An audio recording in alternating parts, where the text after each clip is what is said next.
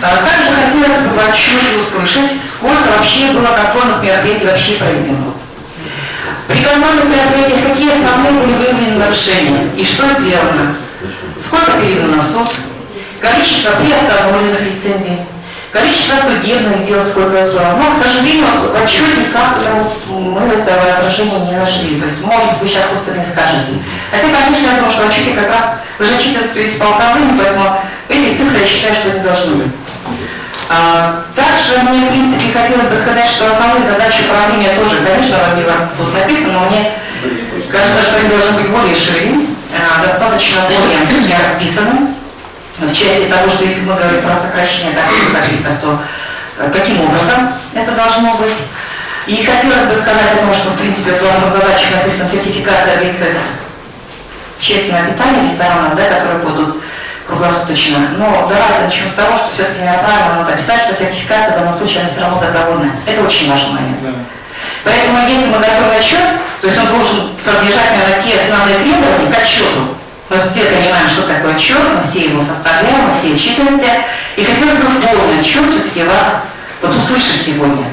Я в отчете вообще не нашла ваше взаимодействие в части с полицией. Сколько вам стоило совместных проверок? С ФСБ, отвечайте. Сколько все-таки проверок-то? Какие проверки? Где больше всего выявляется нарушение? Понятно, там город Иркутск, он самый большой. Мы не говорим, что это только город Иркутск. Нам бы хотелось, наверное, сегодня услышать вообще в целом по республике, в части того, какие нарушения и больше. В части понятно о том, что по объектам общественного питания я уже сказала, по количеству торговых лет. Ну и как вот в целом, сколько вообще у вас было выездных проверок, сколько у вас вообще было командировок. Это же отчет. И я считаю, что это в отчете должно быть. Спасибо. Спасибо. Значит, причины сельского хозяйства, да? Когда был департамент, сколько сумма и так далее, отчет полностью есть. Я сейчас думаю, что на нашем сайте все эти цифры будут. Хорошо, да? Согласны, да, с этим? Они есть или будут? Будут. Чтобы не утомить, да. А так, да, причина отказа, ну, уже вопрос был по причине отказа. Основная причина, мы можем тоже цифры это все включить. Я все-таки шла на отчет о деятельности Управления Республики Саха-Якутия по лицензированию и осуществлению лицензионного контроля. Услышала великолепный отчет общественной организации ЗОЖ. Великолепный отчет. Это действительно их работа, их направление, их деятельности. Но конкретной какой-то работы управления я так и не услышала. Хотелось бы поспорить, хотелось бы поинтересоваться, хотелось бы вникнуть в вашу работу. Это первый, в общем-то, такой вступительный. Затем, очень бы хотелось бы узнать, действительно управление было создано в распоряжении вышло в конце октября, а вы создались в ноябре месяце. Был ли проведен конкурс? И проходится ли конкурс при организации управления? Все ли прошли этот конкурс? И вы знаете, что Владимир Владимирович Путин сказал, что свое место рабочее должен, в общем-то, тот специалист, который идет на рабочее место, должен подтвердить свою специальность. То есть на что учился, на то и пригодился. И это сейчас очень важно. Сколько у вас в управлении специалистов, которые обладают знаниями в сфере торговли? Ну, пока так. Это у меня по конкурсу и по образованию. И, естественно, хотелось бы уточнить. Я ездила по районам, и многие предприниматели жалуются, что затягивают выдачу лицензий. Да, существует 171 закон, да, существуют сроки, но новое управление их нарушает конкретно. Почему? Потому что сначала они сказали, у них нет расчетного счета. И люди приезжали за 500-600 километров и возвращались обратно. И в Новый год очень много предпринимателей остались без лицензий. Я очень хорошо понимаю жителей города Якутской республики. Я очень много читаю, о чем говорит у нас глава ЮТХ. И я поддерживаю его политику в этом плане. Но у нас борьба в основном ведется только с легальным бизнесом. И почему-то мы этого не замечаем. Плюс к тому же, но если вы решили начинать борьбу с алкоголем, то давайте все-таки начнем начнем борьбу с контрактменом и с теми государственными предприятиями, которые непосредственно торгуют алкоголем? Почему-то в отношении их не ведется абсолютно никакой работы.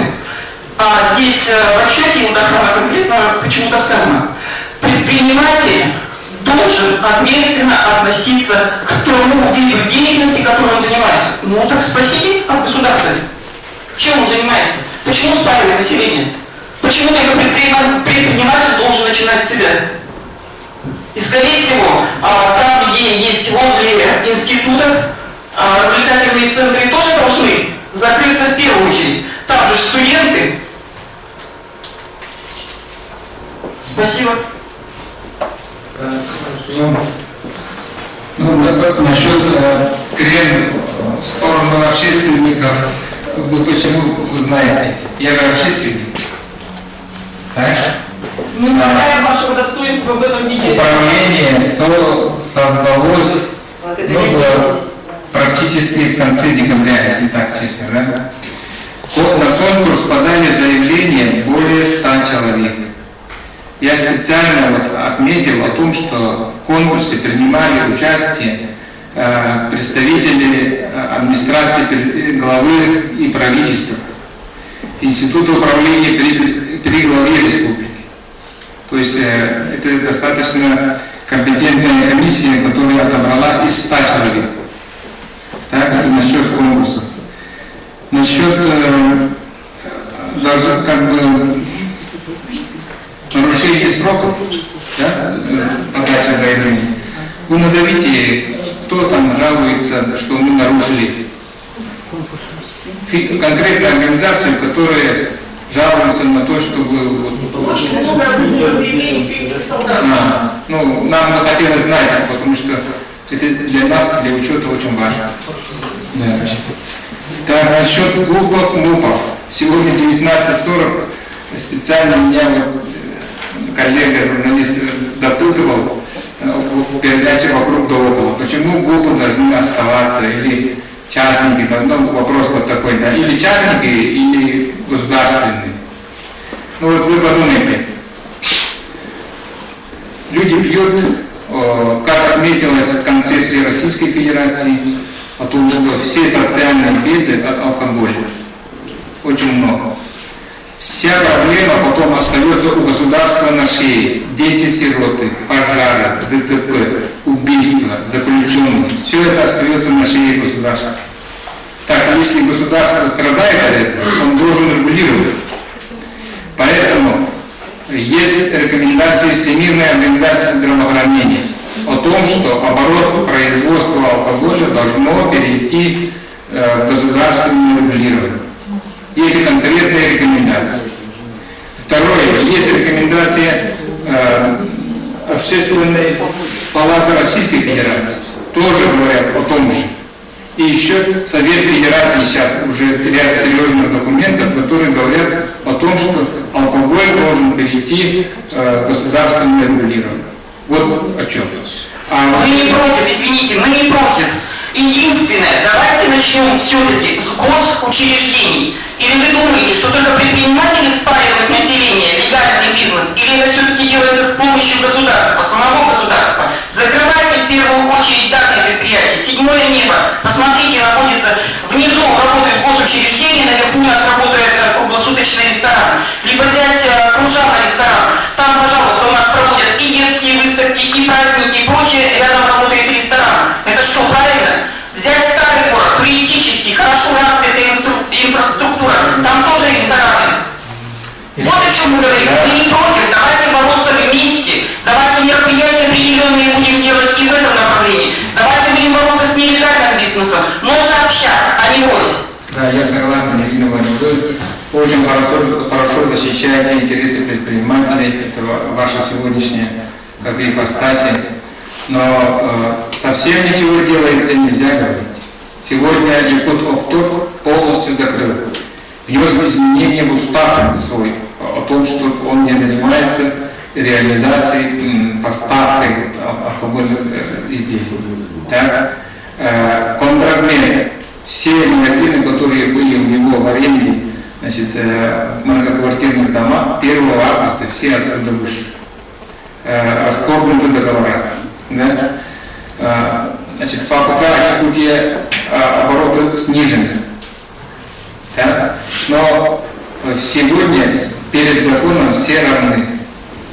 И Тюмень рекомендовал, насколько возможно, да, начинать надо себя, но значит, перед законом все равно. Сегодня существующее законодательство требует отношения ни государства, ни частных, для всех законов.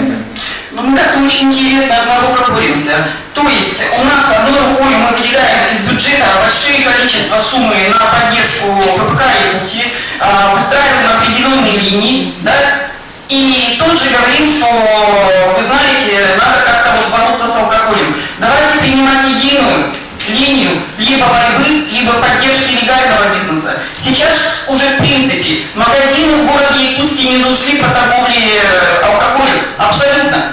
Уже идет конкретная работа с квартир, гаражей, саун, моек нелегальных. Причем вот вы говорите, вот у нас с цифрами таких-то, таких-то, а я конкретно могу привести цифры за 2015 год, что мы провели очень много рейдов, около 12, совместно с полицией, которая только делала вид, что она проверяет, и совместно с нами стояли руки в брюки. И ни одного протокола не составили. А мы дали список в количестве 80 точек, где конкретно торгуют пивом нелегально или наркотическими изделиями. Прошлись в конце года, как работали, так и работают. Вот эта работа, это общественная работа, и это мы, предприниматели, которые, извините, занимаемся торговлей. Хорошо. Так, Юрий Никентьевич, у нас сколько поступлений было насчет нелегальной продажи на горячей линии? С июля так, по декабрь у нас 140 сообщений. 140 сообщений, вот пищи для размышления, и МВД, и у нас, вот именно общественность как бы заявляет о том, что здесь нарушает закон, поэтому совсем ничего не делается, нельзя говорить. Так, еще вопрос.